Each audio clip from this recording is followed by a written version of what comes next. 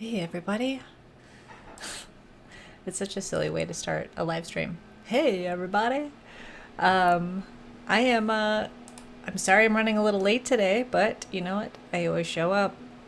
I'm going to pull up comments so as people join, I'm able to interact and see what you guys are saying.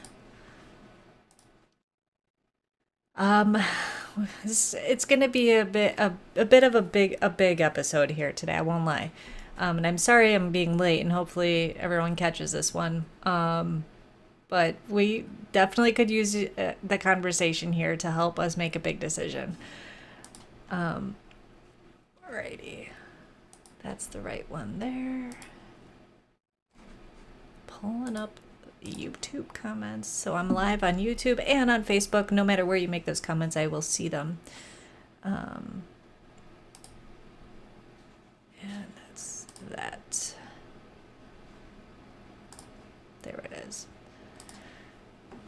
There's my comments. Oh, CK, hello, and hello, Mom. And I know I saw Amy too. Hi guys.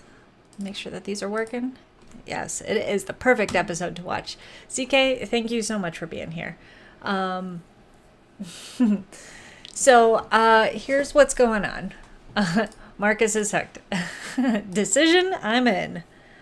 Okay, what's going on with this part of my hair here? I can't even figure it out. We're just gonna have to just pretend like it's not happening. Just pretend like my hair is perfect, please, today. Okay. Here's what's going on. So last week on, I believe it was Wednesday, I think, and Bert can correct me if that's wrong. Oh, thank you for not giving up. I know I'm starting late, so I appreciate you sticking around a few minutes there. I've got a really big week at work. This weekend is the AVP event down at Oak Street Beach in Chicago, and I'm running all the bars at this event, and it's a 4-day long thing. So I am in like the crunch time of making sure we have enough lemons and limes to garnish all the drinks. I wish I was kidding, but I'm not. So here's what I love when I start late because I feel like I actually get more viewers. I love this. So hi Paul, I'm glad that you're here. Don't worry, you haven't missed too much. The first 113 seconds, was just intro stuff. We're getting into the meat right now. Um, uh, my dad's saying we're at Jewel looking for 1,200 limes. I did actually have to get 1,000 limes, guys. I'm picking them up tomorrow. I don't know how much space 1,000 limes takes up, but I think it'll fit in my car. And then right at the end of the day, I'm like, wait, I need lemons too. I didn't order the lemons. So I called them and I placed the order for the lemons. Those will be ready in the morning as well. Okay, so here's what's going on. Last week we got a call from DCFS asking if we can take two girls, sisters, and I believe I'm allowed to say their ages. And I can't tell you much else about them, but I will try and tell you our situation. You can help as best as you can with this, with our decision. Two girls, sisters, ages 13 and 15. That's right, teenagers. Now, if you know about our little, not little, but our foster journey, we set our age range from 4 to 11. So my first reaction was, well, sure, we have room for them, but we're not licensed to take them. Okay. But she goes, but you're interested. Well, we're not saying no right away. Let me call our licensing worker and see how quickly we can, get approved for this. And then we'll have to have a really, really, really big talk about this. Maybe several really big talks about this before we can say yes. So I call Bert and I tell him what's going on. And he's like, whoa, that's pretty big. I don't know about that. It's kind of same reaction as me. It's like, what? That's not what we signed up for. But also, we've got the space to accommodate this. I don't know. Let's talk about it. So then it brought us to this next. Okay, so step two, all right, step one was call Bert. Step two was, all right, call our foster parent advocate, which I am so thankful for, by the way, and so lucky with the foster parent advocate we have. She's there for us to support us whenever we need it. So huge shout out to Laura. Absolutely love her to death. She's fantastic. We're so lucky. So I sent her a message and said, hey, this is the situation, and then also sent a message to our licensing worker and told her pretty much the same thing. So I heard back from Laura, like, she picked up the phone probably the moment she got my email, and she's like, wait, tell me everything, So I go over everything. She's like, okay, here are the things you want to consider, and, like, this is a big decision, take your time. Here's why we can take time. This was not an emergency placement. They were not being, I think I can say they're being moved from one foster home to another, and they had a 14-day window to find the new foster home. So that's why we didn't have to say yes or no right in the moment, which is usually the case with a lot of these calls from DCFS. They're looking, hey, can you take them today? But this is one of those cases where it's not. See, guys, this is why they say in the foster care, it's never a sure thing. Nothing is ever the same. It's all over the place. You never know what to expect.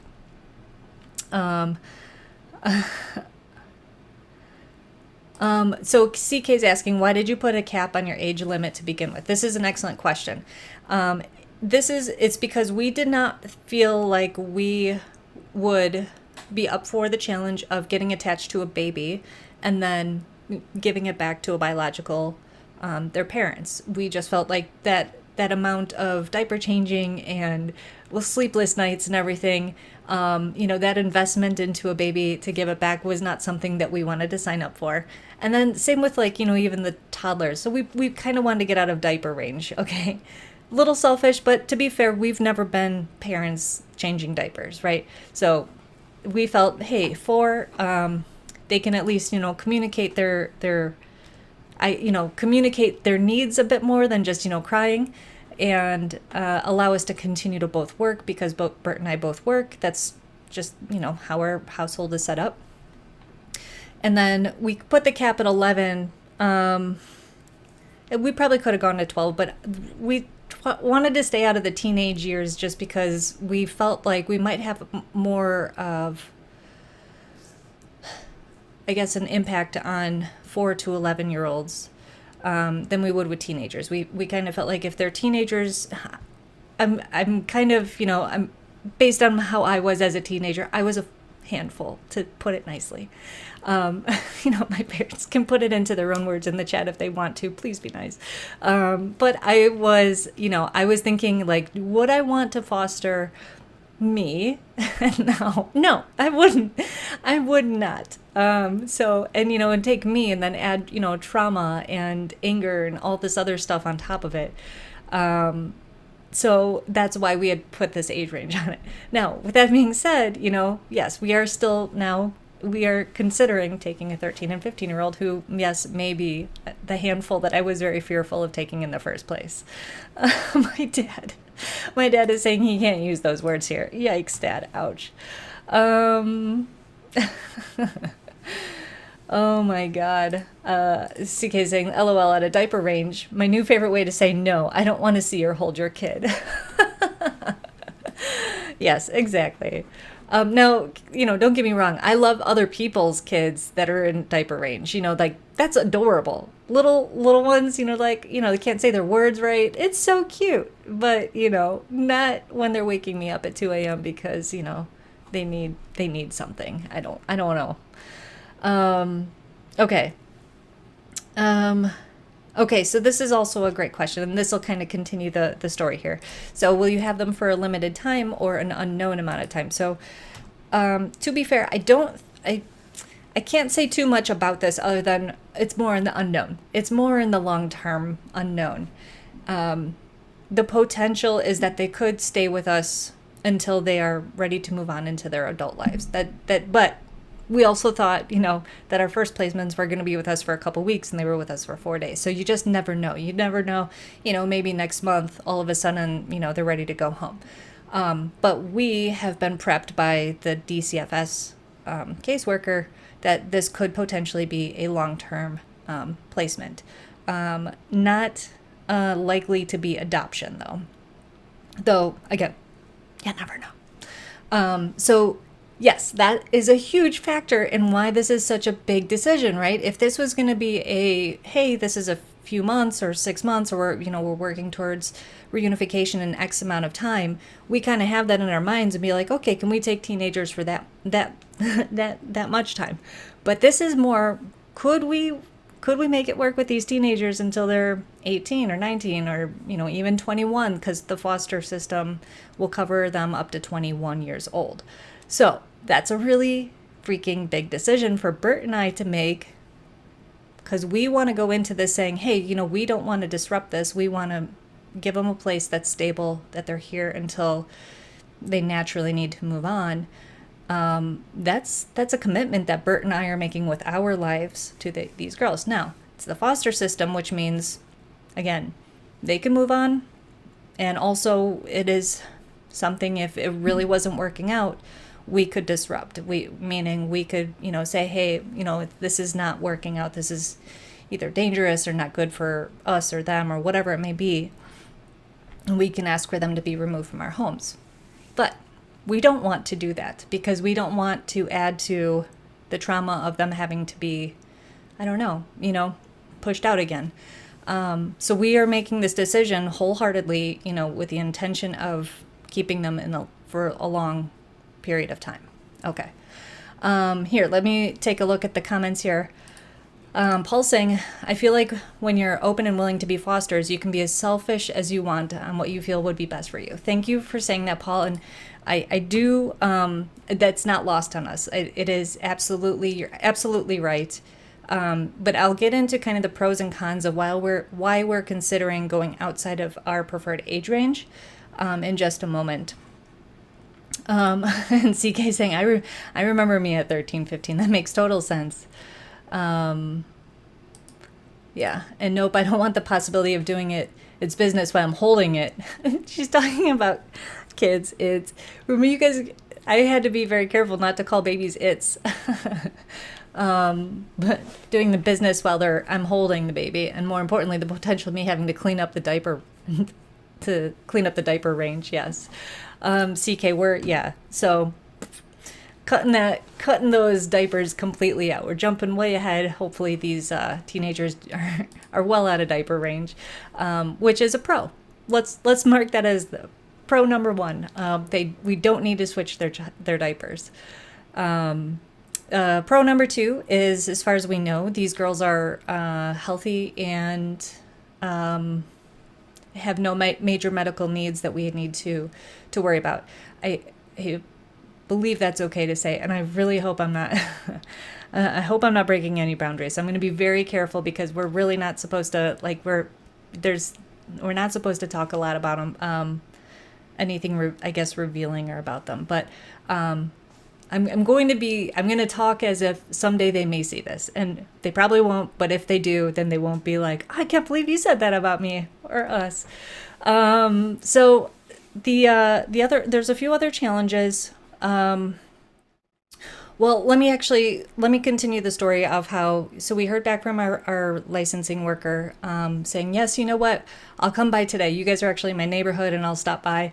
And then she called back 10 minutes. She's like, actually, I was just there for your 60-day checkup. I'll just change this in the system. You guys are good to go. You guys are licensed now through 16.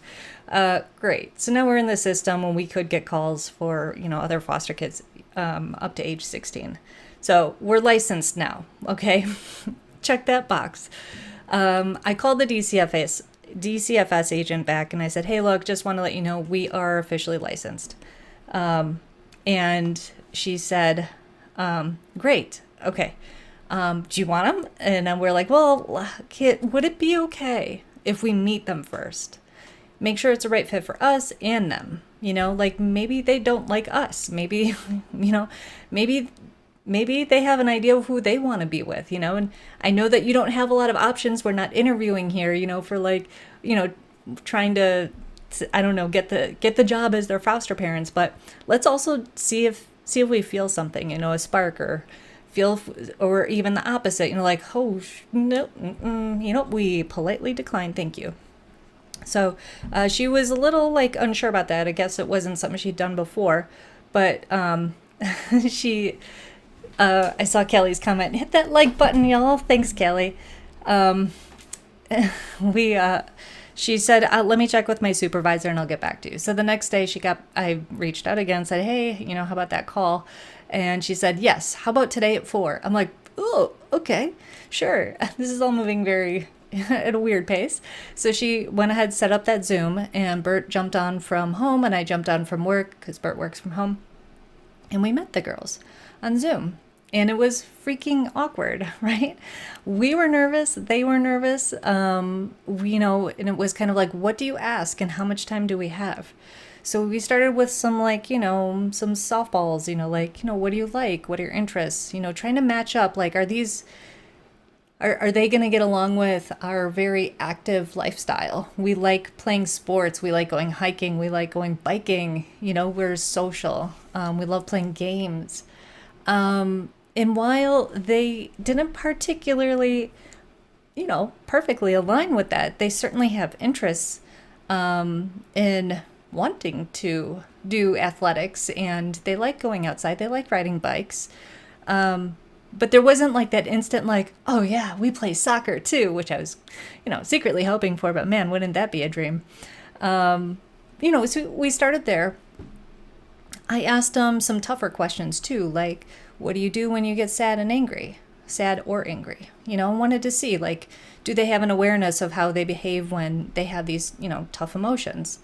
And I was actually pleasantly surprised. One of them said, I just get quiet, and I like to go sit by myself. And I can't remember. The other one, I think, said something along the same lines, I'm just very quiet.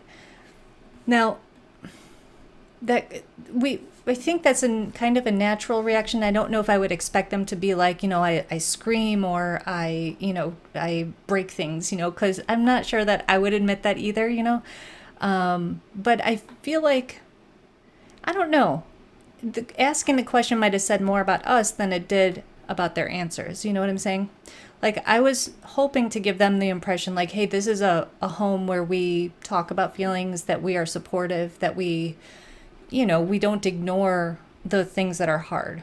But we're also not going to push that, hey, we have to have, family dinner together and you have to tell us every tiny little detail of your life. I'm trying to, create this space hey, we're active and have our lives, and we want to, create a space for you where you feel like you're at home.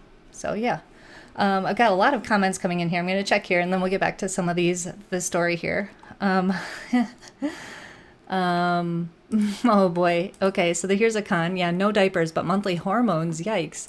That's very true. But yeah, you know what? They have to deal with my monthly hormones too, so it's a two-way street.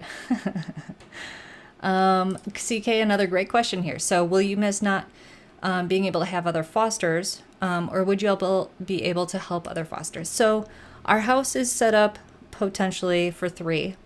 But most likely we would, and it's, excuse me, I burped a little, nothing to do with that question, just a little bit of excited gas, I suppose. That was weird. One of the rooms has a bunk bed. The other room has its own, separate bed. We asked these girls, actually, it was one of the questions on, when we met them, we're like, would you like to share a room or would you like separate rooms? They're like, separate rooms, please don't make me sleep with my teenage sister. So yes, it would make it a lot more difficult to take in other fosters. But on the pro side of this, we'd be able to kind of focus and normalize, right? Now we have a long-term placement that we'd be able to focus on, and rather than, I mean, going through, even just the short term that we had with the other girls, how much there was involved with that tiny little thing, like that hearing, and then, having to deal with getting them to school, all the new things, getting, all the court dates and everything that follow with that placement. This is going to be a lot simpler. It's going to be hey, well, there's a lot of stuff up front, but after that, we can kind of get into a routine and maintain that. And that's actually one of the things that the caseworker kind of said would be nice about us. It would be stability. Or what did she say? Yeah, I think it was stability. Was that the right word? I can't remember. She said patience. She said that she noticed that we have patience, and I think it was stability. Routine. Structure. That's the word she used. Patience and structure. And I did not think of myself as structure, like a structure, like I don't know where she got that from, but kind of thinking about it, like, yeah, we basically do kind of have a structured lifestyle here.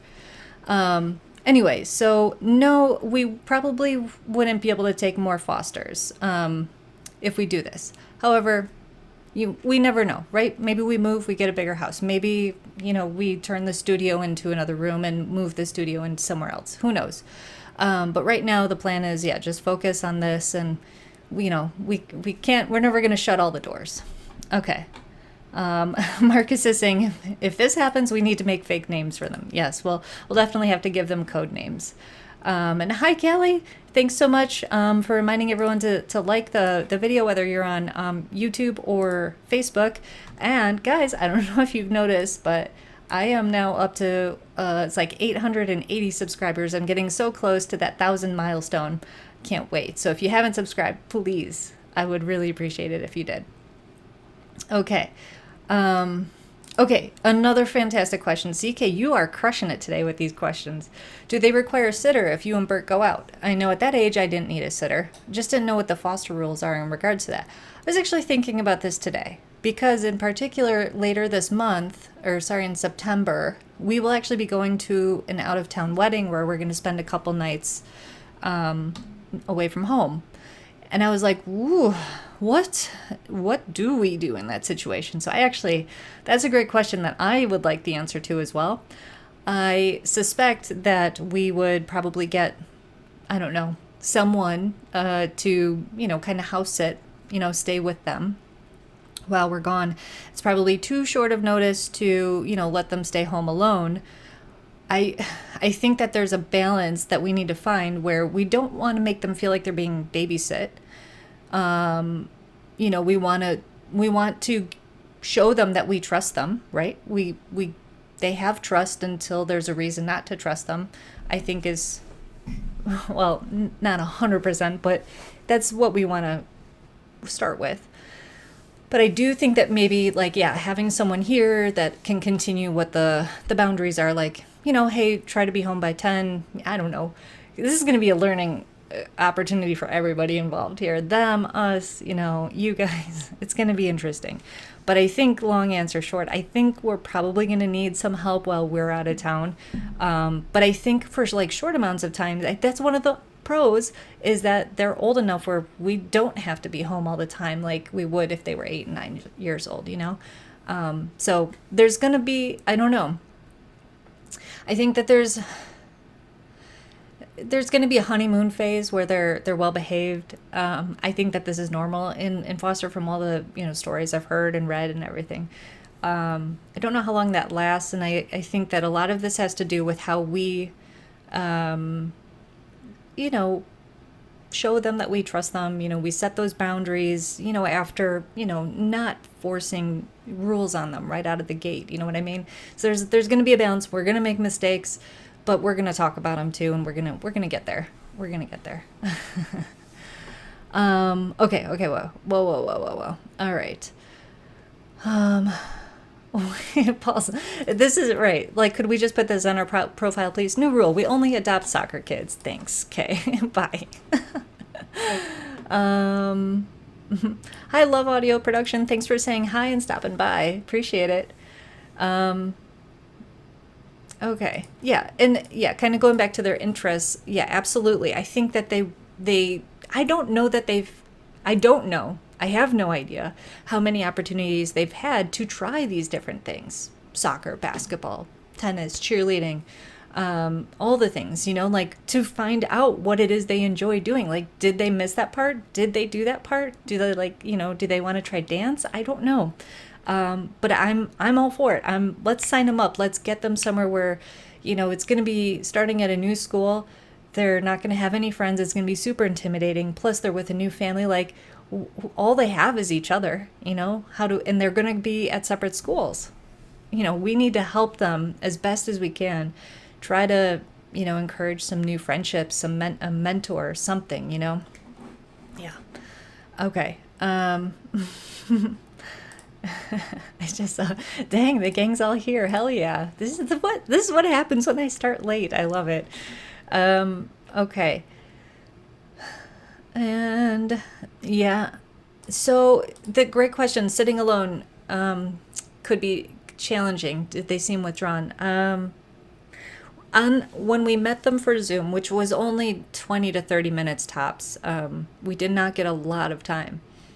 Like, can you imagine like committing to a relationship with somebody for like 5 years and you only get to talk to them for half an hour? Like, it's kind of crazy. But I mean, some foster parents don't even get that. They just get, here are the kids. Here's the keys to the car. I think one of them was more talkative than the other. And it's really hard to get a read on them. Like, is she just doing that because that's their roles? Like, if you put me and my siblings next to each other, I'm going to be the one talking most of the time. Like, that's sibling. But my sister's a teacher. Get her in front of a bunch of students and, she talks just fine. So I think it's tough. Like, getting them separate and getting to know them individually is going to be really important. Bert and I kind of could tease that out of the time we had with them. Like, they're not dependent on each other. They don't do everything together. They want to have each other, but they want to have their own separate lives. But yes, they quite possibly could be withdrawn. Very possible, because we did ask, about friends and everything, and it didn't seem like they had, I don't know. Again, we don't know, but they didn't seem like they had like close friends that they wanted to stay in touch with if they were to move. Yeah. Yeah. Thank you, Kelly. Kelly got that word. Structure is the one I was trying to think of before. Yeah. Normalization is incredibly important, especially for teenagers in foster care, because they're already limited by being in care for a lot of things. So yeah, the system actually created a whole new thing, I don't know, like 10 years, maybe 15 years ago, about normalization, so that foster parents could actually sign permission slips and allow them to sign up for sports and things so that they could be just a normal kid at school.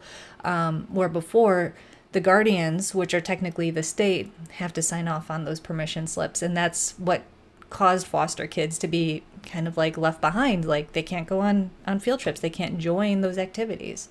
So yeah, normalization is so important. Alrighty.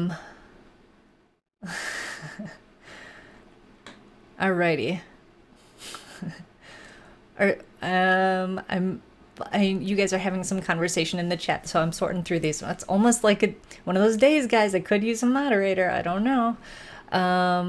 And yes, okay, so Paul's answering that question. Yep, they're 13 and 15-year-olds. Hello, Lauren. I was literally just thinking about you the other day. I hope that you're doing so great, and I miss you, and thank you so much for saying hi.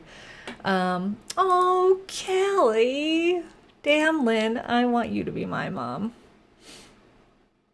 Kelly, I would take you as my daughter any day. Thank you for saying that. That's very sweet of you.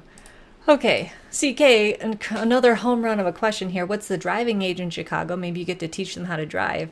Yes, this is something that Bert and I discussed, and 16 is the age.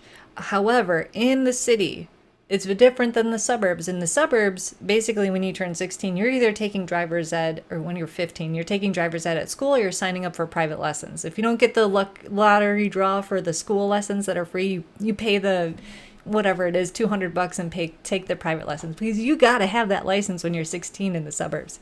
In the city, most families, I don't know, a lot of families don't have more than one car. Bert and I, we only have one car, like we do not each have, I don't know, we don't have cars like, everybody's driving everywhere. There's public transportation, there, things are very easy to get to walking around. We got bikes, it's more of a bike friendly city. So I think, we'll have to ask him. It was actually one of the questions Bert had put into the interview questions we had written out before the Zoom, and said, do you want to get a license? But we never got to that question because we only had 20 minutes. But yeah, so great question. And we might be able to teach him to drive, and I hope that we do, but I have no idea what that's going to be like, like who signs off on that? We'll work real hard. If that's something that they want, we'll work real hard with their casework and make it happen. Yeah. Oh yeah, and Marcus, thanks for calling this out too. It's a very stressful situation for them on Zoom. 100%. We're putting them, a spotlight on them, going like, hey, what do you, tell us all about you. We actually gave them a few opportunities and said, hey, what are your questions for us?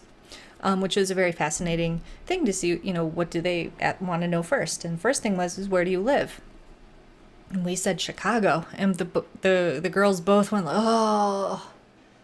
And I think both mine and Bert's hearts kind of just like sank, like, oh no, why? Why don't they want to be in Chicago? But Chicago is a very big place, and they're when they got a chance to ask more questions, they're like, but where in Chicago? So when we told them a little bit more about it, it seemed like they were like, oh, okay. I don't know, like, we're not in a great part, we're not in a bad part, we're just like in a part, we're in a neighborhood, but I think, I don't know, there was something that we said that made it okay wherever it is that we said we were from. But we did give them chances to ask us questions, and yeah, I 100% it was awkward for them and us. We were both very nervous. And CK, I love that you can relate to this so much because so CK's parents fostered over 80 kids, and that's including the short stay ones, and that's awesome. I hear these stories about people who have fostered like 200 or 400 kids in all these years that they've been doing it, which is incredible. And I also hear these other stories where foster parents end up adopting the first placement that they get. And I'm not saying that there's nothing in between. I think, there's a lot in between. But it's incredible. It's how vast the whole foster system is and all the different scenarios. There's so many. And I love hearing the stories of the foster parents that do it for so many kids because, I don't know, it feels like they're doing like something right because they've reunified so many kids with their families. They've been there. Can I sidetrack here? So I smiled so big because there was the show Letterkenny, and then they did an offshoot.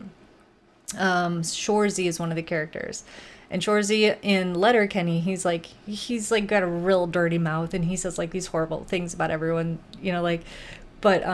but they do an offshoot of him, and we kind of get to know Shorzy. And what we learn in like the last or second to last episode is that he was a foster kid. And I smiled so big. And the reason we find this out is because he goes to like a family reunion. But what you start to realize is like, oh, they were all fostered by the same person. And then they get together once a year to all like, I don't know, celebrate that they have that in common. I don't know if I've told that story before, but I just like, I don't know if that happens in real life. I want to hope and think that it does. It's kind of cool. It's kind of cool. Okay.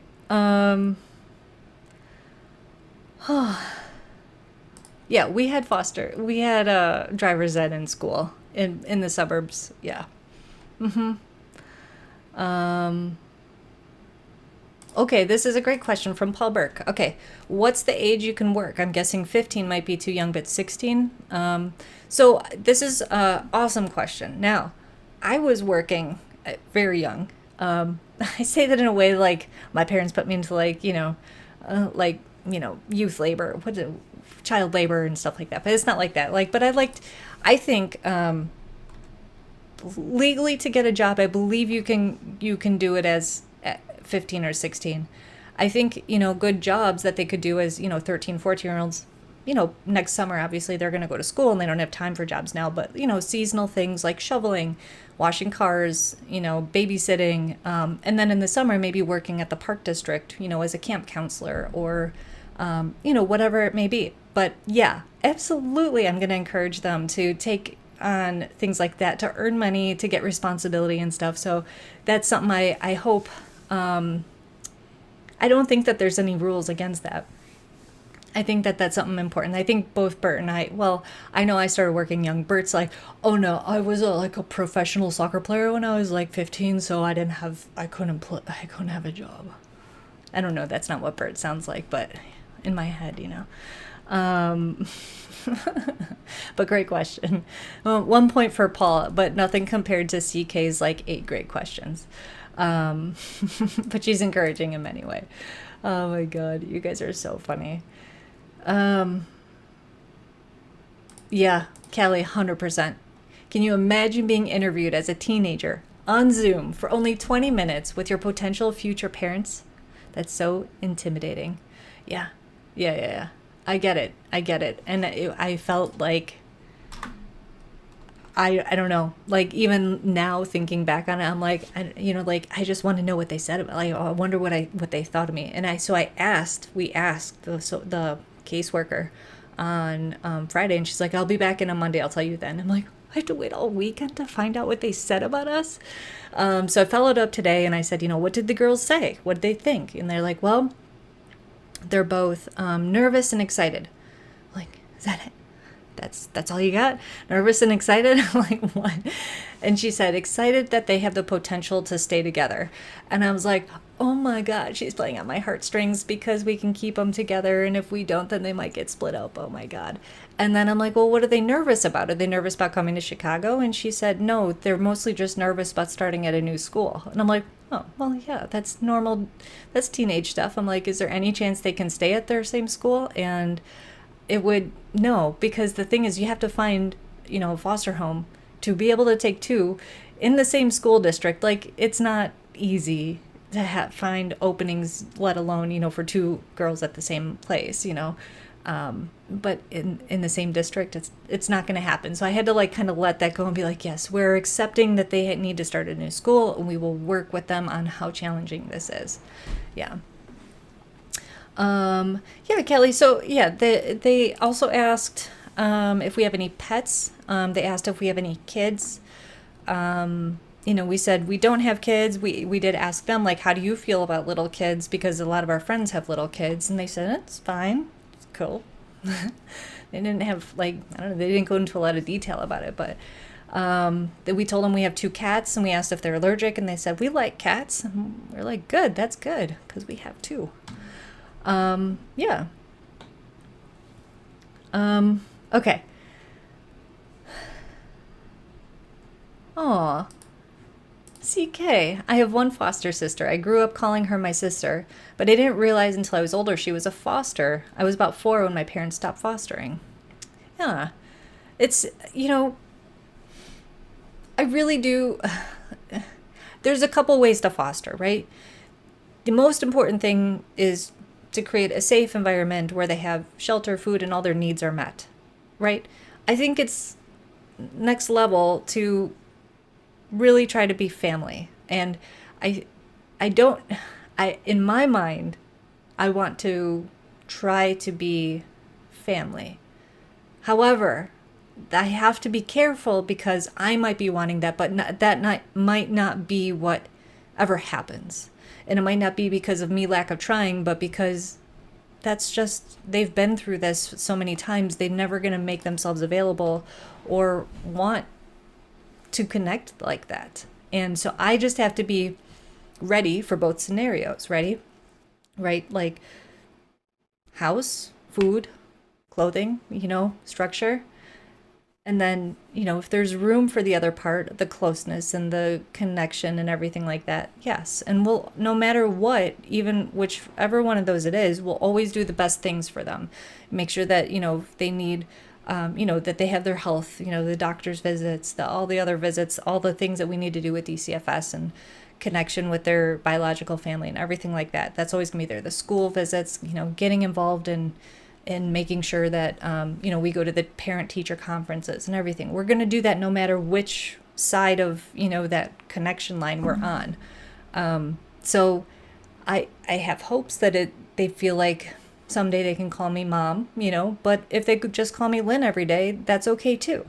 That was an interesting thing right before the call. The caseworker asked me, she's like, what do you want me to introduce you as? Because I don't know. The first thing that came to mind, like, well, I'm Lynn and that's Bert, so Lynn and Bert, and then we'll go from there. But yeah, I hope it's going to be I don't know. I feel like I'm talking about it like I'm going to do it. Does it seem like that? I don't know. It feels like it a little. And it wasn't our idea for you to work so young, but it was very formative for you. Yeah. I like working. Like I always kind of I don't know. As a kid, I always thought it would be cool to. I don't. I at one point wanted to be a construction worker. I don't know if my parents ever knew this, but I always thought it would be really cool to be making something. And then I always thought it would be really cool to have an office someday.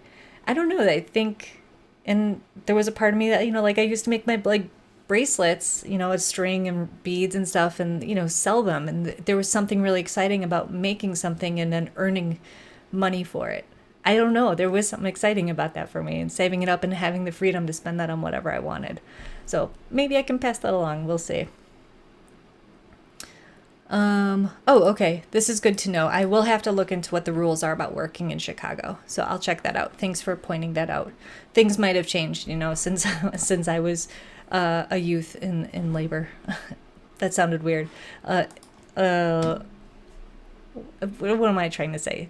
Working as a child labor. There we go. Yeah, and I worked at a bagel shop too. Yeah. Oh, and Bert is clarifying. Terrible impression. The impression I did of him. I played professional soccer, but I worked when I was 17K. I don't know. Bert's all of a sudden from California. I don't know. Oh, and he was not professional, but there are pictures. I feel like I'm a little bit behind in the comments here, guys, but thanks. I'm catching up. Um, oh, okay. And some parents, yeah, want them to focus just on academics and sports. Well, CK, isn't that nice? I mean, you can do both. I do both, right? I do sports and I work. Like, absolutely. There's somewhere there.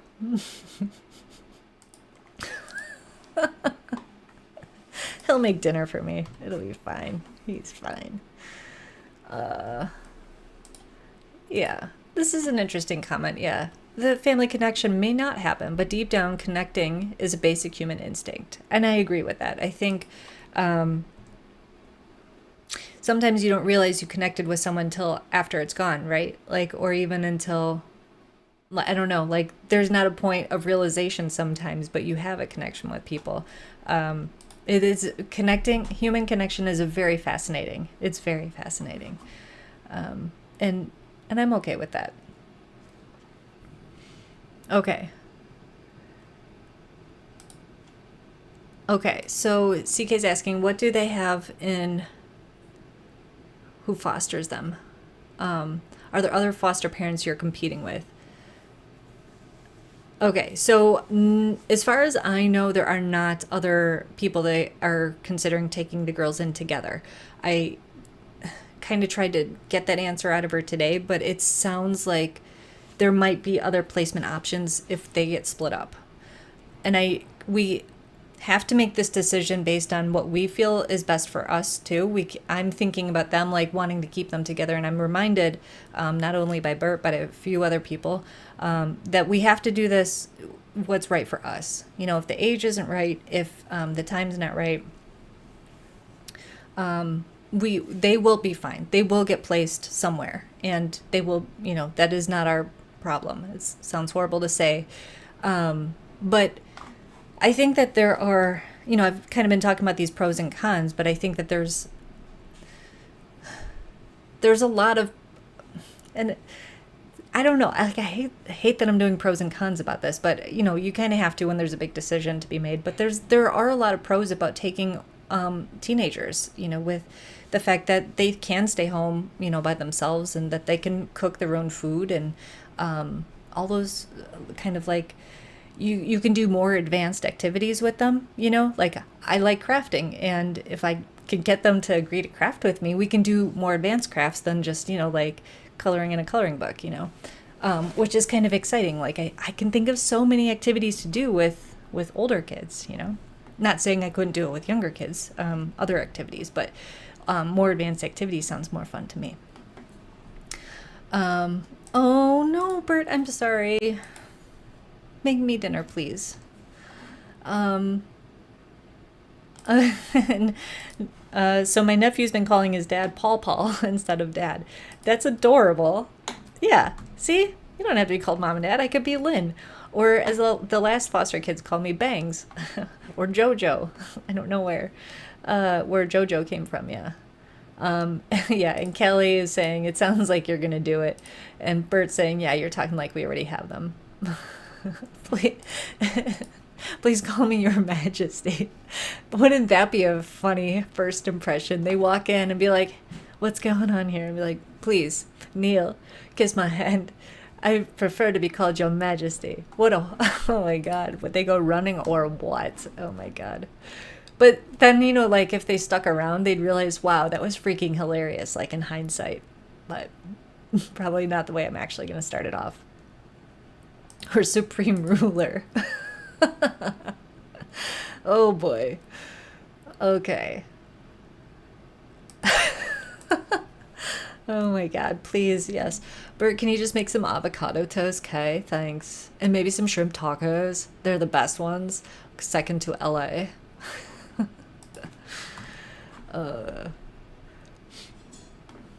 Yeah.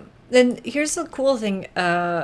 So, like, not to brag or anything, but if this works out and they become our teenage daughters, we get a lot of help from the state, which is pretty sweet. Not saying that we financially can't afford them, so we can afford them, but we also haven't started a college fund for our kids because we don't have any. So it's really nice. The state actually helps. So when it's time to go to school, if they stay in state or go to a community college, the state pays for it, which is basically like a scholarship. However, if they want to go somewhere bigger, heck yeah, apply for those scholarships.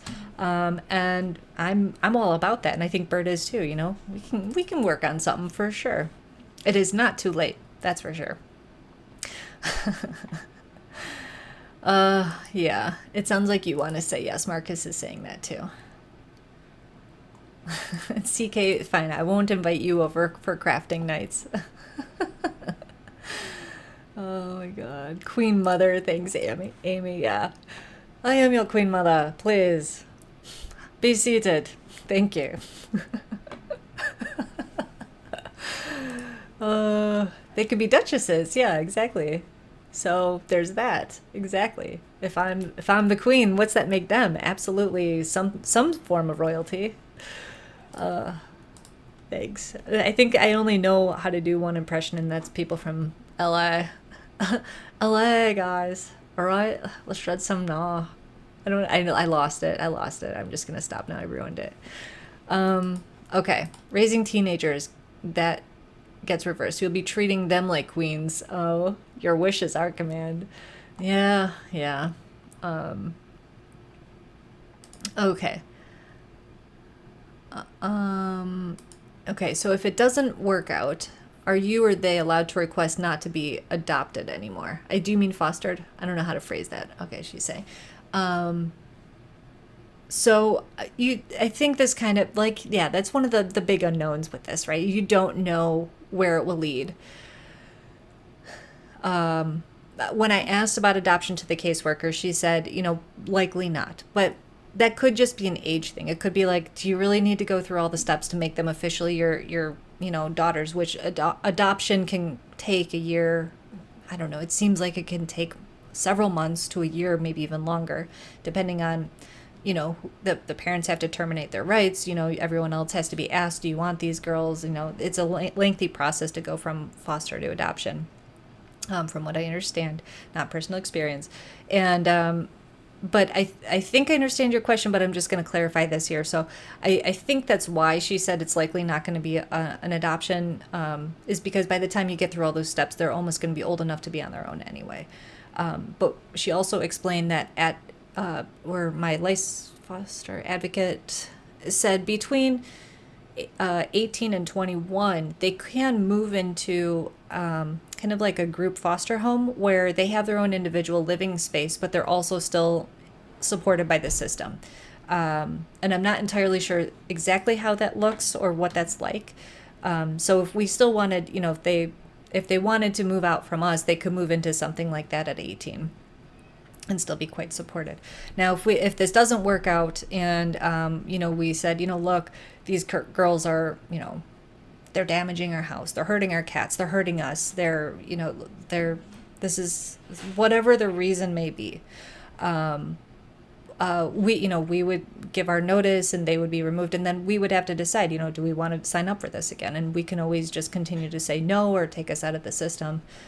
So I think the thing is like nothing's ever permanent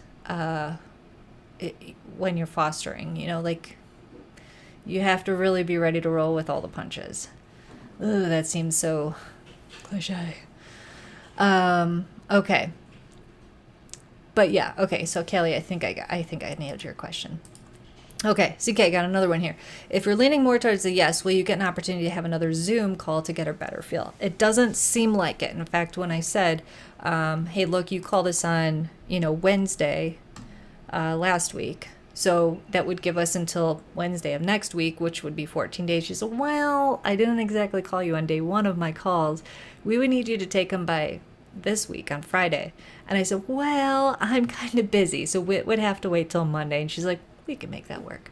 So, yeah, there's, you can, yeah, push and work with the caseworkers, especially if we're going to be a really good fit for them. I think that we kind of have a little bit of an upper hand to make some demands like that. Yeah.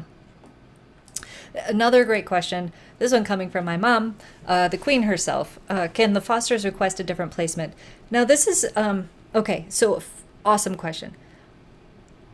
I want to have a talk with the girls at some point. I am totally talking like I'm taking them in. Okay, if I thought about this is why I'm saying this, is I would like to have a talk with them because I've heard horror stories about what happens if kids don't like where they're staying. So one is they run away from home, right? Which sucks because then you have to report them as a runaway and then it gets into the system, it's on their record, and oh, that just sucks.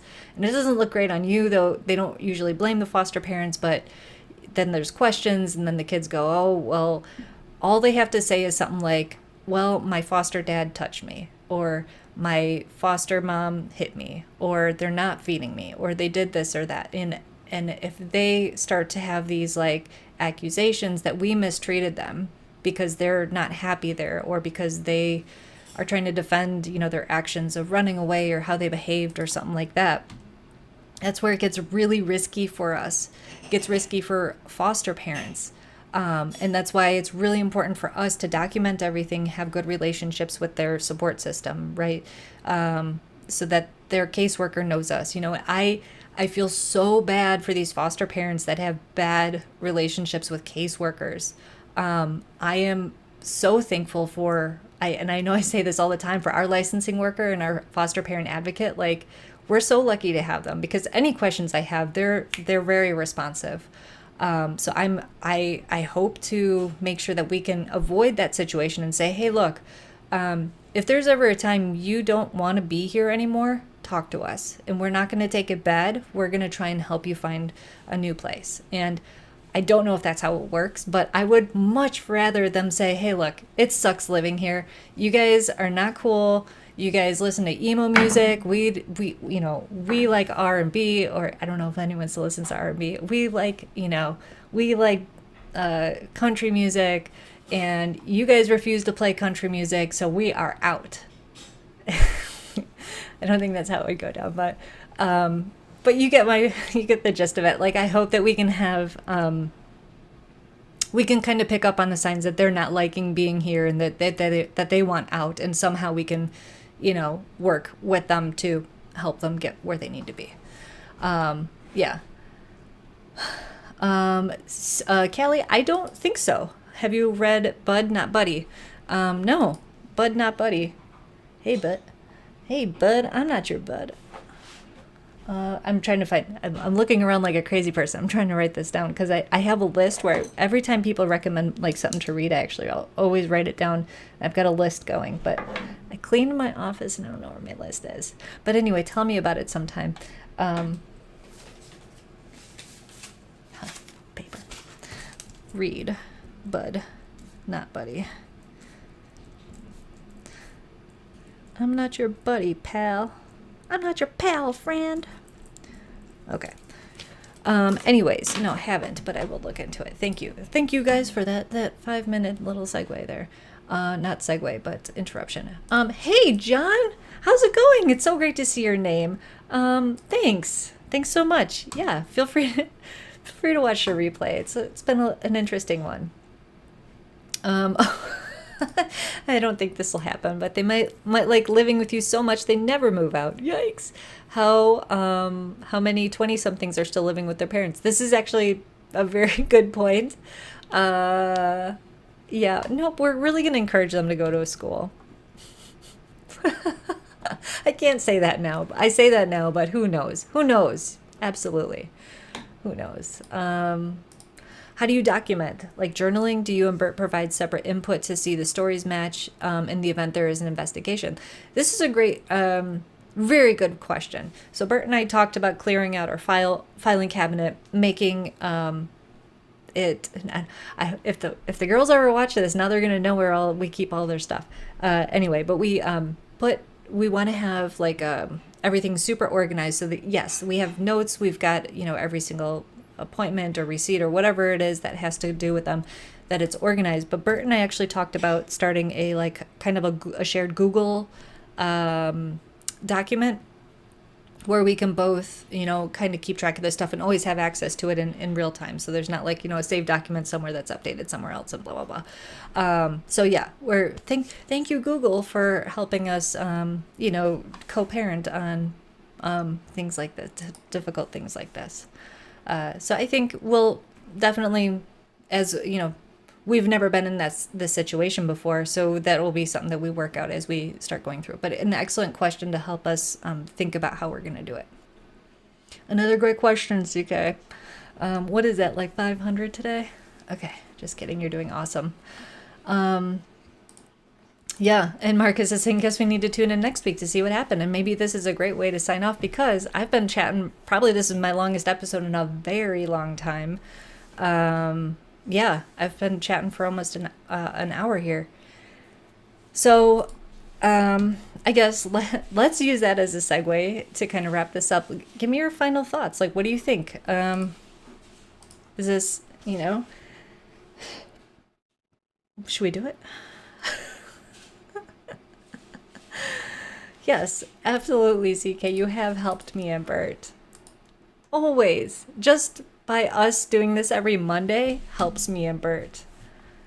Just to get to this point, we wouldn't be here without this odd 2022 way of communication where one person sits in front of a camera and everyone else types while that person talks. I'm blushing thinking about how weird that is.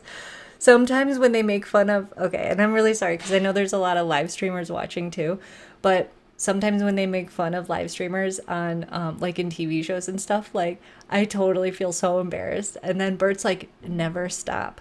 And he's the most supportive husband I could have ever asked for because like he pushes me to keep on doing this, like sharing our story. So I don't know if you can tell, I'm totally blushing right now. It's so funny.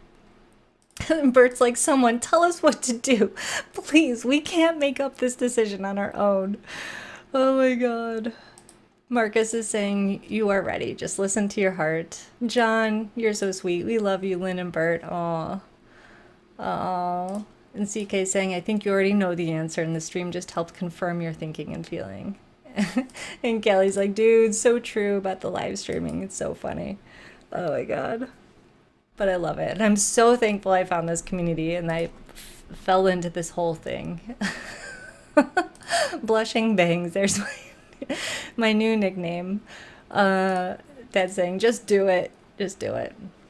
Elliot's asking for me to recap the last 75 minutes.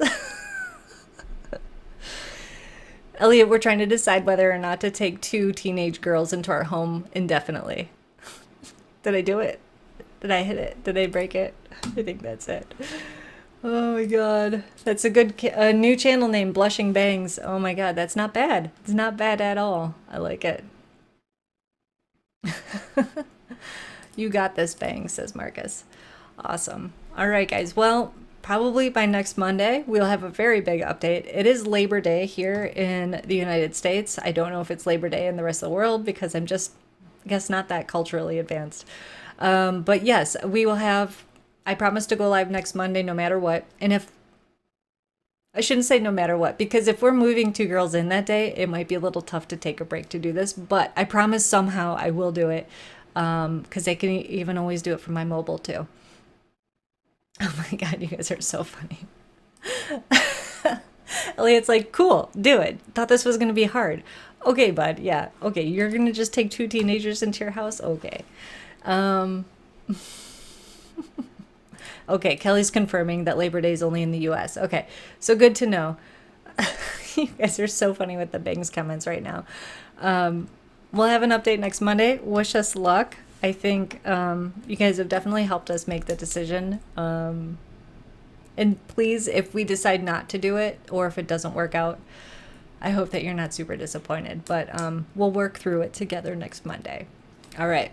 Your Majesty is signing off. Thank you guys so much for hanging out with me today and making me blush, and also my smile hurts from all of your comments and questions. So thank you. CK, a crown for you for all the questions, and a whole bunch of second places to everyone else who asked questions today too. Oh, final comment here. Labor Day is in Canada too, but they add a U, so it's Labor Day. Alrighty, guys. Thanks so much. I'm gonna roll some old school credits, and then, I'll see you later. Bye.